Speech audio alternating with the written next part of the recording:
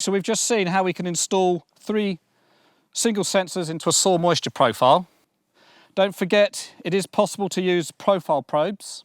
In this case, we've got the Delta T Devices PR2 system, which has, in this case, 4 soil moisture sensors on it. So each one of these double rings represents a single soil moisture sensor, rather like our SM150T or ML3 theta probes. We do a longer version with 6, and they get inserted into access tubes. There is a separate video available on our website instructing you how to use the profile probe and how to install them. But there is another technique that we can use to install our wet 150 sensors, and that's augering directly into the ground. So I'll just get an auger. Okay. So you'll notice on most of our sensors, in fact, there's a thread at the top here. This enables us to screw the probe onto the sensor. These are well-used sensors now, so we just screw them on nice and tight. And now this enables us to insert this sensor down an augered hole. Okay, so you push it down an augered hole. So this gives you the ability to protect your augered hole so that after your experiment or your measurements are over, you can always retrieve your sensors.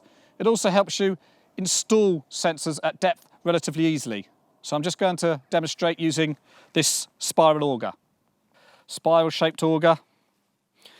And we can simply auger a vertical hole. If you have a vertical installation, water can potentially flow down from the surface to depth where your soil moisture sensor is and actually interfere with your reading. So if at all possible, when using this type of installation technique, one should go in at an angle, an auger at an angle. So some simple trigonometry to work out the angle you need. Let me put that down. And we can auger away, trying to maintain that angle. And doing some simple maths, or you could have laid this all out on the ground, which is actually what I would do. You know that you need to auger to this point on the auger at this angle will give you a sensor at 50 centimetres depth, for example, where you can then insert your sensor. So here we go. We'll just insert that neatly and give it a little push to make sure those pins, we want to make sure those pins are fully inserted into undisturbed material at the bottom of the soil profile.